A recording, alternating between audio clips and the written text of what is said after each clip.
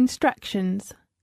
You are going to hear a number of different recordings and you will have to answer questions on what you hear.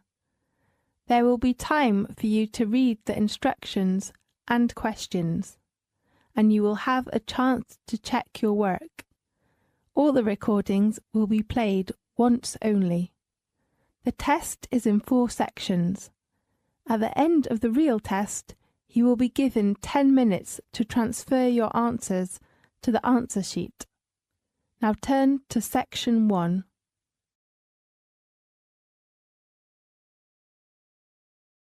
Section 1.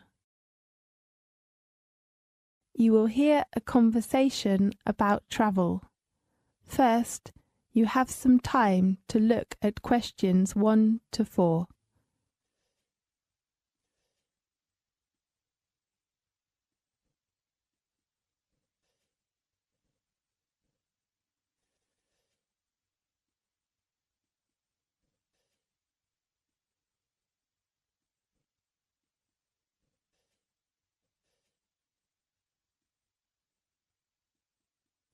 You will see there is an example that has been done for you. On this occasion only, the conversation relating to this will be played first. Good afternoon, the Australia Travel Agency. How can I help you? Good afternoon. I'd like to know some information about trips to different resorts. Okay, can you tell me your details first? Of course. What's your occupation? I'm a first-year student. Are you an Australian? No, I'm from New York. So you are American? Yes. The nationality of the student is American, so American has been written in the space. Now we shall begin. You should answer the questions as you listen, because you will not hear the recording a second time. Listen carefully and answer questions 1 to 4. Good afternoon, the Australia Travel Agency. How can I help you? Good afternoon. I'd like to know some information about trips to different resorts. Okay, can you tell me some of your details first? Of course. What's your occupation? I'm a first-year student. Are you an Australian? No, I'm from New York. So you are American? Yes. What's your full name? My name is Ariel Lee. Tell me your contact number, please. It is 462-83095. And my address? No, we just need your contact number. Okay. Can you introduce me some attractions?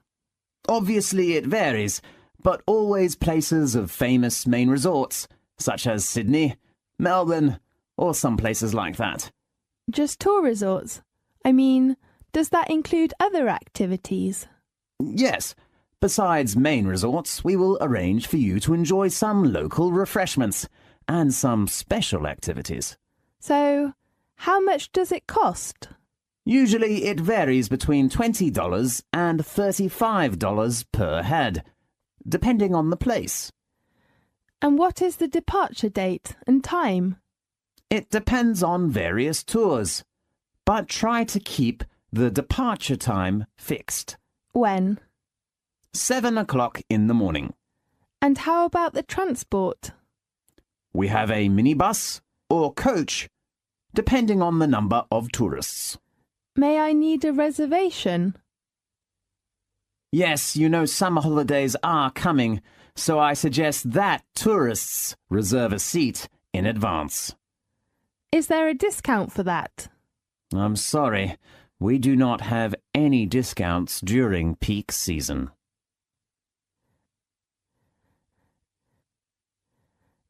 Now look at questions 5 to 10.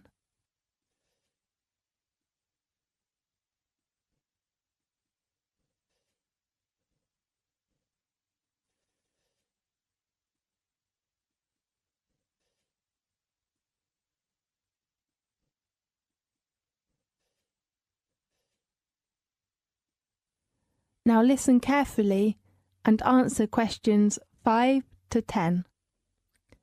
Could you tell me some details of the trips? Yes, the first place is Sydney. That's on the 12th of January. We'll have 25 people in a minibus. Fine. Going to which attraction?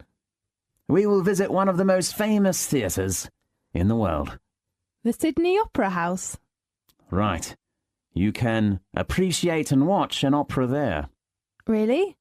What's the name of the opera? I'm not sure. Let me check the house's arrangements. And then you can visit the National Museum to know about the history and customs of Australia. Great. In the evening, you can enjoy some local snacks if you like. Fine. We're going to the Blue Mountains on the 25th of January. Blue Mountains? Is it a blue mountain? The mountain got its name for blue fog.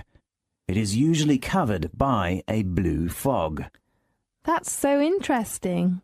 Yes, it is a popular place for young men because they are so cool, and you can enjoy lots of sports there, such as rock climbing, bushwalking, and bird watching. How many people will go there together? You will take a coach that has about 30 seats. Fine. And the next place is Melbourne on the 10th of February, with about 20 people in a minibus. What's the resort? You could appreciate the famous Melbourne Church, and maybe you might have a chance to attend a local exhibition, if they hold it as usual. Fine. Do you have some tours to the beach? Yes. One of the most famous coral reefs in the world is the Great Barrier Reef, and we have arranged that on the 23rd of February. I'm looking forward to visiting there. Yes, many people like there. There are some interesting water sports, such as diving, swimming in the water, or just taking a photo of coral. Great. I guess there will be many people. Yes, but our coach is only for 30 people altogether. That's so great. Can you book a seat for me now?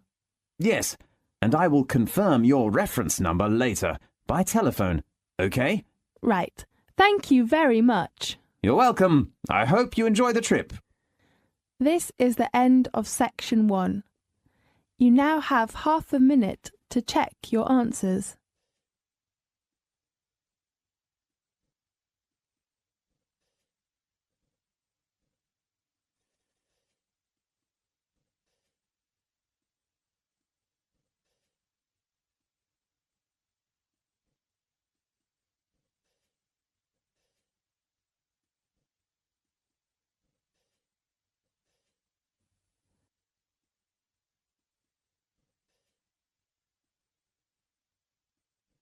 Now turn to section 2.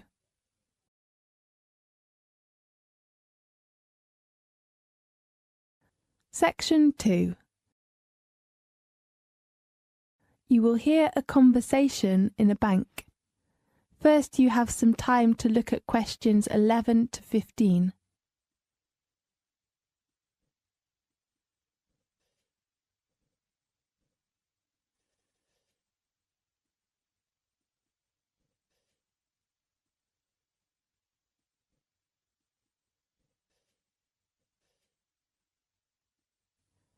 Now listen carefully and answer questions 11 to 15. Good morning. I'd like to open a bank account, please.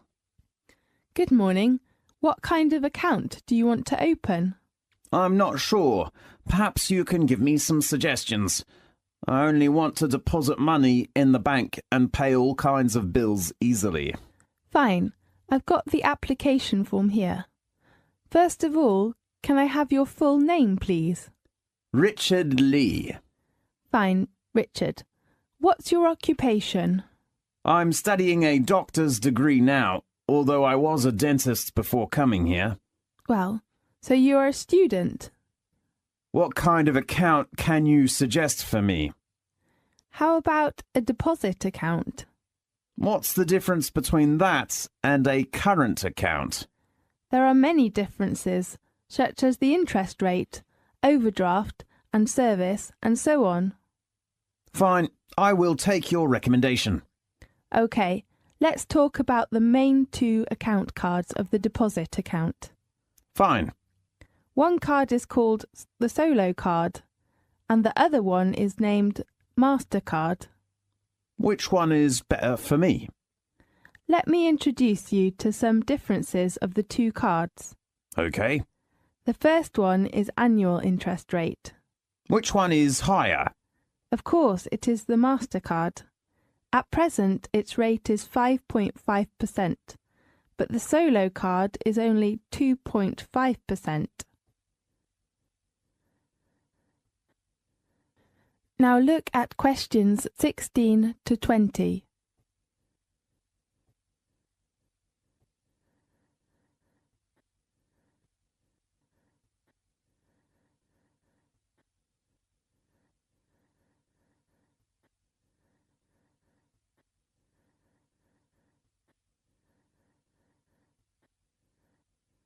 Now listen carefully and answer questions 16 to 20.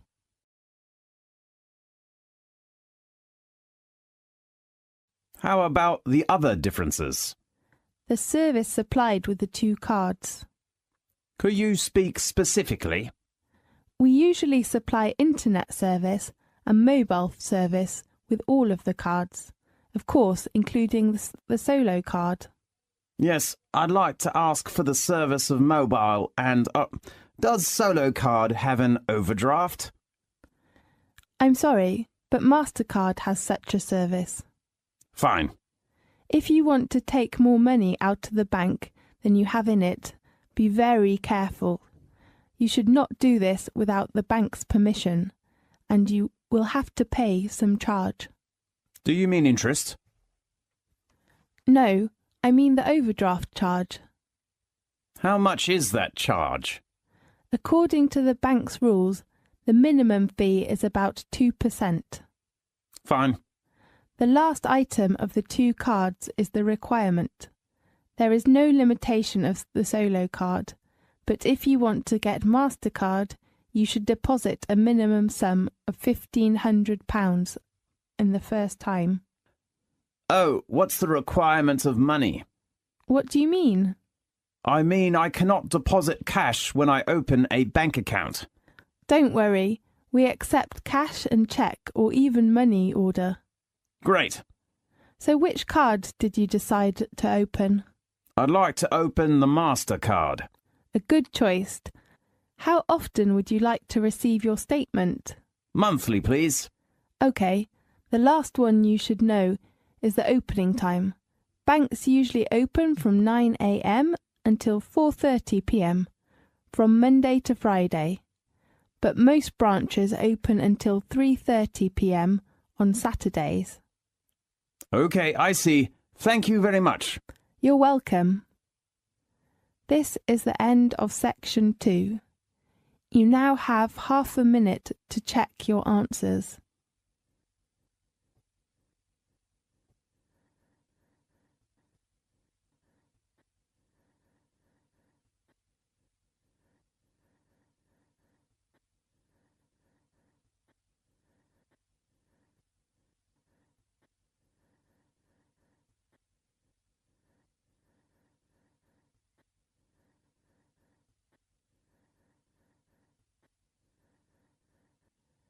Now turn to section 3.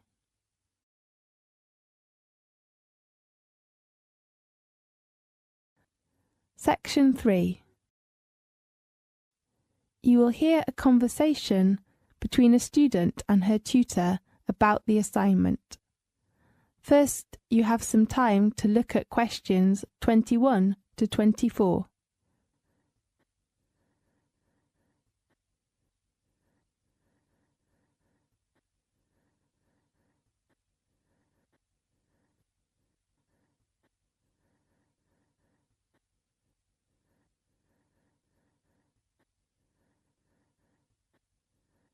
Now listen carefully and answer questions 21 to 24. Good morning. Oh, it's just hit 12. Good morning, Miss Potter. May I come in? Oh, Jerry, of course. Come in and take a seat, please. Thank you. Well, how about your assignment? Do you mean my paper? Yes. I still think about the draft, but I hope you can give me some help and suggestions. Of course. How long will it take you to finish your draft? I'm not sure. Maybe 3 days? My advice is that you should spend a lot of time on your draft. As you know, a good beginning is very important for a paper. A good draft can help you outline your paper and even benefit your argument. Okay, I will try my best to write up my work. Miss Potter, how many parts are in the paper? Generally speaking, there are 4 parts and references. So there are 5 parts. Right. Contents, introduction, main body. And conclusion? Yes, and a bibliography.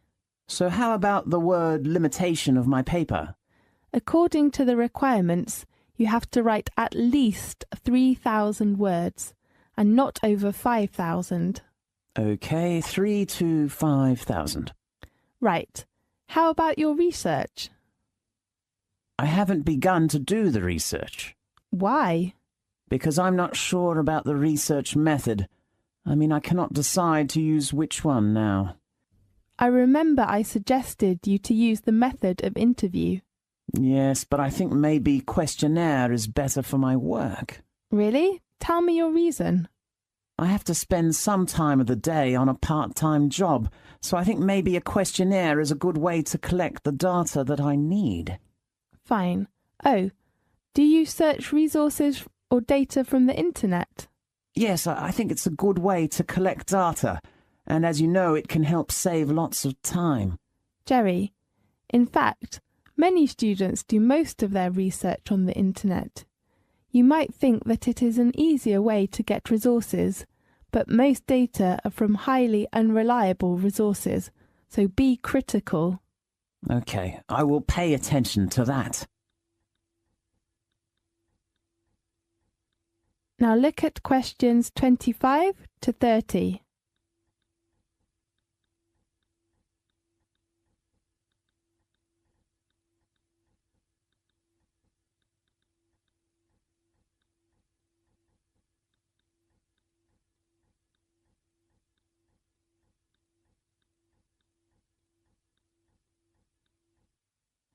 Now listen carefully and answer questions 25 to 30.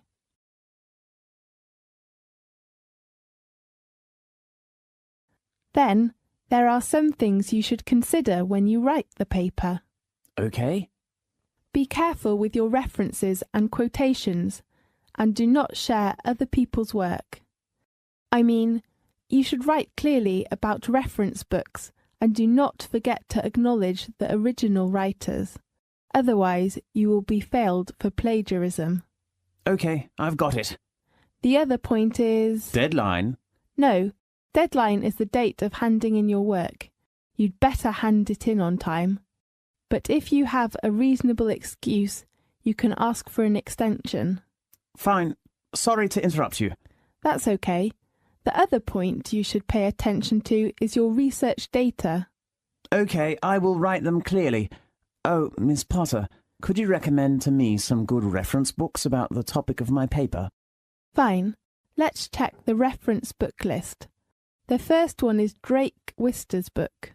Right, what's the title? Global Economy.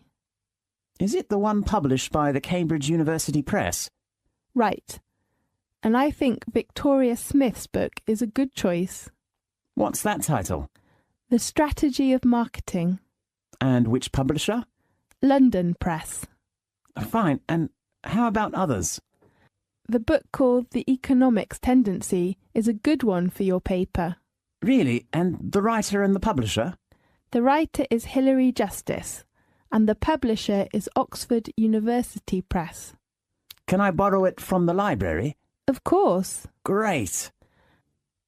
And the last one that is helpful to your work is the book of William Hanna. How do you spell the surname? H-A-N-N-A. OK, and the title of this book? Business Management, published by Cambridge University Press. OK. But you cannot borrow the book from the library. Why? Because it belongs to the closed reserve. You have to read it in the library. OK, thank you very much. You're welcome. This is the end of section 3. You now have half a minute to check your answers.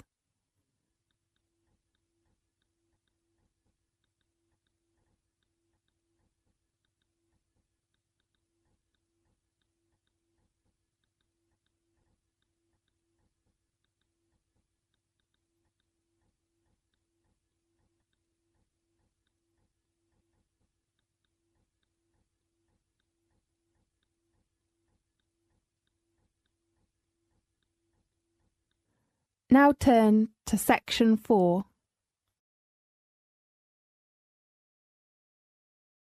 Section 4. You will hear a conversation about a credit card fraud. First, you have some time to look at the questions 31 to 40.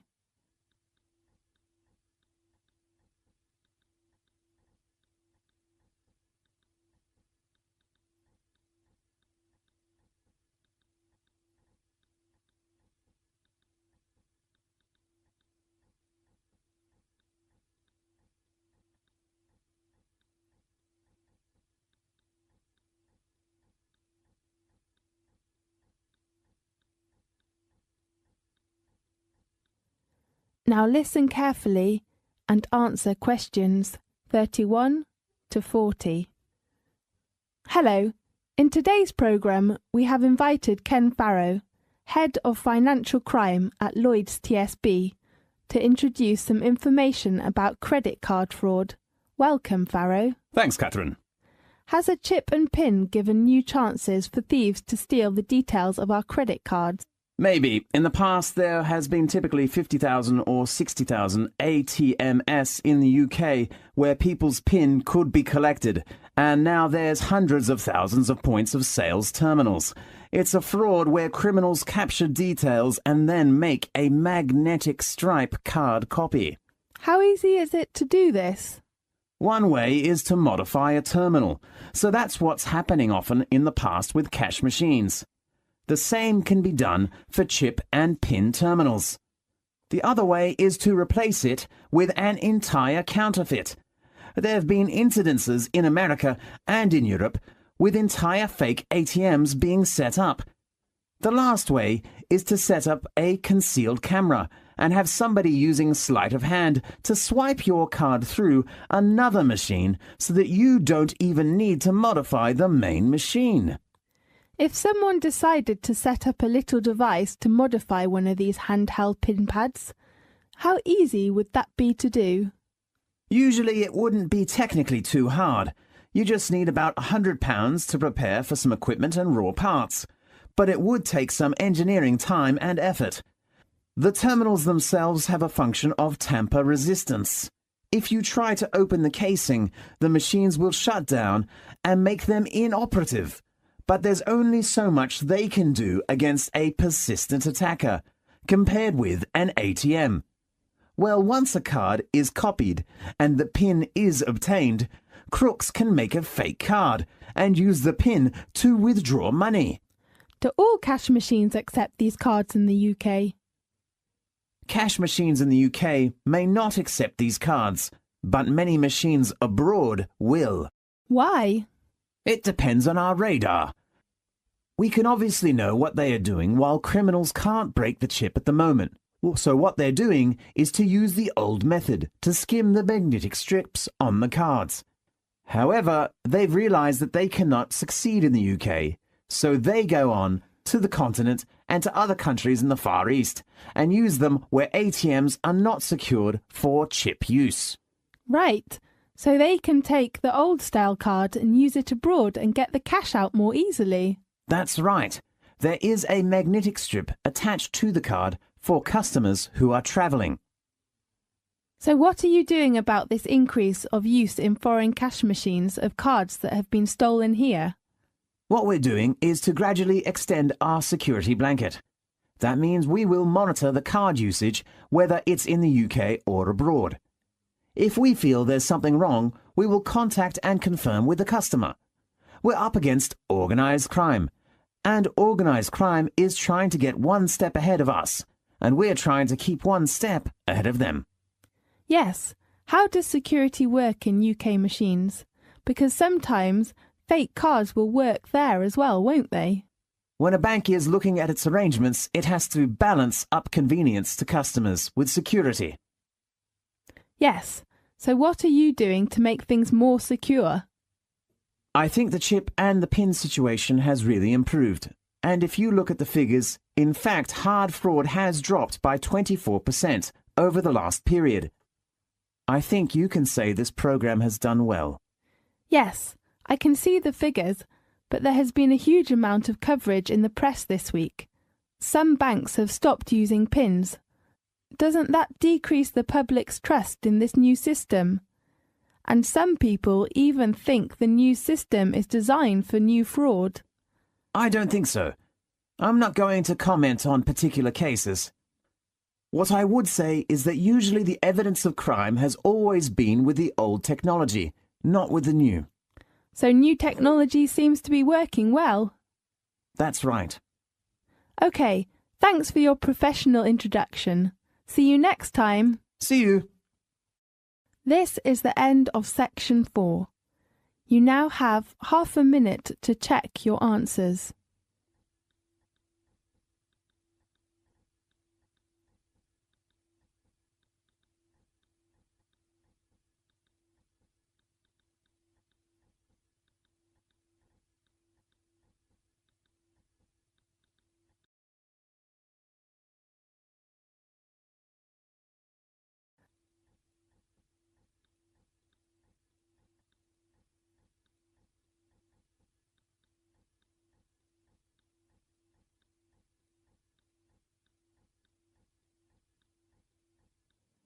This is the end of the listening test. You now have 10 minutes to transfer your answers to the listening answer sheet.